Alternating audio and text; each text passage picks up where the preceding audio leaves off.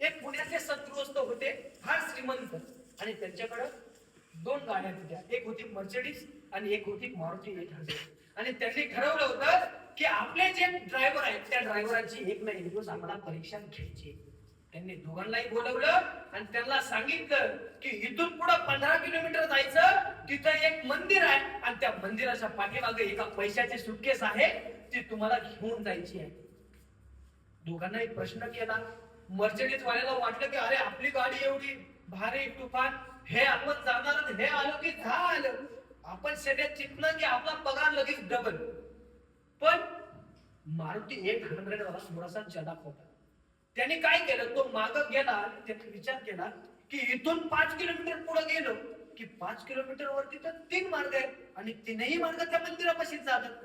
पण नेमकं आपल्याला कोणत्या मार्गाने जायचंय आणि कोणत्या मार्गाने गेल्यावरती आपण लवकर पोहोचू शकतो, ह्याच्या करता तो मालकाकडे पाठीमागा आला आणि मालकाला विचारू लागला की मालक, तुम्ही जो रस्ता सांगितला इथून पुढे 5 किलोमीटर गेल्यावरती 3 मार्ग फुटतात, नेमकं जायचं कुठून? मालकाने प्रॉपर प्लॅन त्याला आखून दिला. त्याने कागद घेतला, कागदावरती कोणत्या रस्त्याला जायचं सगळा नकाशा काढला आणि तो गेला.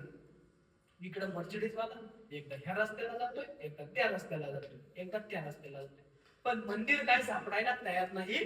पण तोच हा मारुती 800 वाला गेलाय, त्याला कळणार नेमकं रस्ता खड्ड्यात आहे की खड्डा रस्त्यात आहे, काय चाललंय. पण तो तरीही गेला, सुटकेस घेतली आणि मालकांजवळ आणून ठेवली.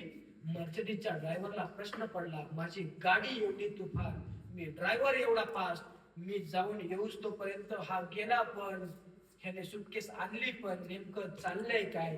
त्यावेळेस मालक सांगतोय की अरे, मी जो रस्ता सांगितला होता इथून 5 किलोमीटर गेल्यावरती 3 मार्ग फुटत होते, तुला माहितीच नाही, तू प्लॅनिंगच केलं नाही, तू मॅनेजमेंटच केलं नाही, तर तुला कळणार कसं नेमकं जायचं कुठे?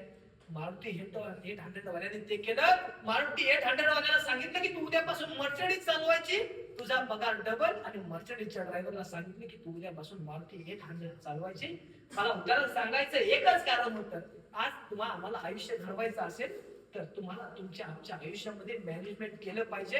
हे छत्रपती शिवराजांनी मॅनेजमेंट केलंय. अफजल खान फाडलाय म्हणजे फाडण्याच्या अगोदर महाराजांचं फार मोठं प्लॅनिंग आहे. आणि महाराजांनी हे हिंदवी स्वराज्य जे निर्माण केलंय ना, हे महाराजांनी टायमिंगचं नियोजन केलंय, प्लॅनिंग केलंय, मॅनेजमेंट केलंय, आणि हे सगळं करून महाराजांना जे मिळलं ते महाराजांना सक्सेस मिळलंय.